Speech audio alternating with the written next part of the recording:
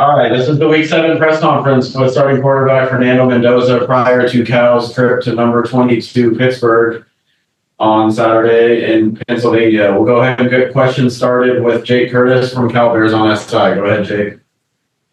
Hey, Fernando, as honestly as you can, tell me on that third down run late in the game when you got hit, did the opposing Miami player hit you with the helmet in your head or your shoulder? Mr. Kurz, that is a fantastic question. That's a fantastic question. And although you asked a question, I'm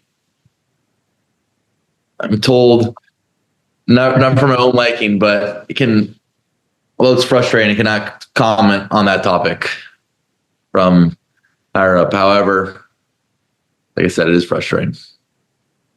Okay, thanks. All right, we'll go to Jeff Ferrano from Cal Bears on the side. Hey, Fernando, a slightly different twist on that incident. When you saw your parents after the game, did your mother remind you to slide? Yes, my parents reminded me to slide. In a situation like that, natural instincts take over, especially if we get that first down. It helps our chances a lot. So, but there was another run that I had on a naked pass that I shook off at the end, and I was running, and I started running laterally, and I should have just ran straight and slid. And so that sliding has been a big topic of conversation, especially with my parents. And I remember Coach AT told me to talk to them after. I was like, yeah, we're gonna get him to slide. So my parents were happy about that. Shout out to Coach AT, that's my guy. But that sliding is definitely, it's not even better this year, but it's also important. I'm sorry. It's something you worked on, I know, last year, but Coach Wilcox said it's still not your preference, not your instinct to slide. Do you just have to keep reminding yourself that it's better to live for another day than to maybe get 6 more inches? Yes, I agree with that. And that's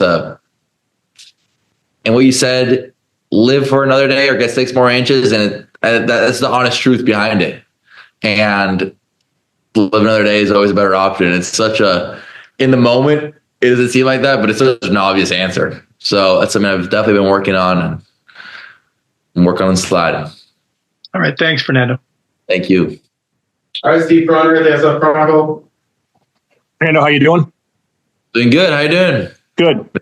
Hey, I asked this to your buddy Jack Endries, and see if you can be as honest as Jack was. I said, look, when you guys play major college football, you're going to lose some games. You're going to win some games. And it's part of the deal that most of the time after a loss, you put it behind you as of Monday morning. But I think it's fair to say that game Saturday night was not the typical loss. So how do you guys acknowledge that? Say that, that it's not a typical loss. This is something that's different than most, but still be able to put it behind you now that it's Tuesday afternoon and you start looking to Pitt. My buddy Jack Endries, he's a good buddy. He's a good buddy. And I'm really curious to see what he said. But Jack and I, we have very similar point of views. One of my best friends living together. He had a great touchdown run where we actually outran the corner. That was a surprise to a lot. Not a surprise to me. I know he's a really fast guy. But it stings and it hurts. And we've recognized that. It's a tough loss. This was, I don't mean to usually talk about the team, but especially for myself, this is one that I circled the day the schedule came out, and this was a large game. However, now it's only a ticker in our win and loss column, and we've recognized that it's a tough loss. Coach Wilcox recognized it. The team has recognized it. And with this large adversity, we can either get stronger or weaker. And that's what the message has been, because such a brutal loss like that, and we've acknowledged it is a brutal loss, though it's easy to fold. We had a players meeting where a couple of the offensive players talked about their scenarios at other schools, which is a beautiful aspect of the transfer portal. You get a lot of different perspectives that a lot of players such as Jaden, myself, and Jack Endries haven't had since being at Cal. And And we've seen the two different scenarios where JT Byrne being at Oregon State, they were 3-2 and they ended up going 10-2. And then we also had our transfer receiver, Kolbasha, who was at Colorado, and they were 3-2 last year, and they didn't have as much success as Oregon State did when JT was there, and they went 10-2. So I think it's important to recognize that. And it was like you said, it was a brutal loss, but the team morale practice today is important and getting stronger. And as Teddy Buchanan and I were talking today, it's pretty crazy. We're flying to Pitt in 2 days. So it is time to, we've already been focusing on Pitt, but time to wash it off. Good luck. Thank you. All right, Matt Moreno, Rivals. How's it going, Fernando? Doing good, Mr. Moreno. How you doing? After the game, you mentioned the fork in the road. And obviously you guys were in a similar position last year. That's kind of when the burn the boats kind of mentality came up. Do you have any kind of similar rallying cries that you guys are trying to build around this year? I will say that there is no. Actually, let me think about that. Not that I know of, no formidable rally cries. As last year it was more of a last ditch effort, and this year we have a lot better. It's a lot better team in general, and I mean, shout out for Coach Platt for making those rally cries last year. But this year, no rally cries. Just this is going to be a big one. That's the only thing is Pitt away.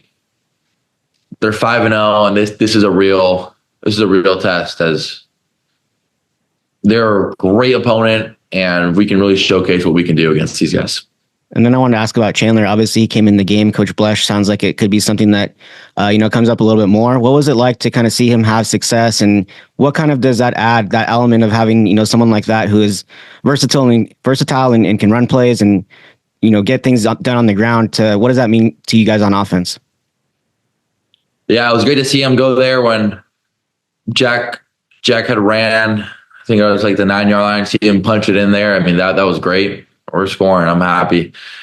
And yeah, there is. I think it adds another element to the offense.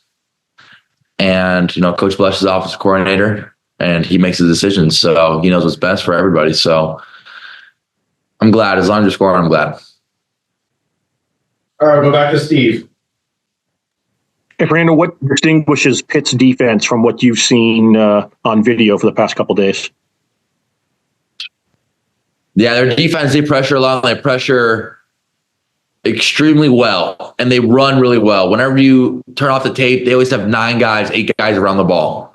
And that's something that all the teams you play at, they play really hard. They're really talented. However, this is the team that has the most tenacity and the most, as you would say, Pittsburgh grit and toughness. As you see the D linemen on the floor and they run up across the field and run 50 yards, even though someone's already tackled them. So that is something that is really really impressive about their defense. They run really well and they have amazing effort. And that's the reason that they are 5-0, is because they play really well together and they have effort. And that's something that takes no talent. And Pittsburgh is also a really talented defense. So those two combined has helped them have a lot of defensive success. All right, back to Matt for the last question. Their quarterback has had a lot of acclaim this season, Eli Holstein. Obviously, you just played Cam Ward. I know there's so much going on during the week and going into game day that you have to focus on yourself, but do you ever take a chance to kind of appreciate the quarterback matchup and the talent that you have kind of opposite you on the field? Yeah, I would say I'm trying to focus on my job. It's always noticeable, and it's always great playing against great quarterback competition. Cam Ward. I mean, last year we had an amazing slate of first-round picks that we played against, and Eli Holstein, I've heard great things about him. One of my good friends, Jackson Brown, who transferred from Cal, goes to Pitt now, and he's only had great things to say about Eli. And I don't know him personally, but I've seen him play and I've seen his stats, and looks like a great player. So very excited to be able to match up against him, and yeah.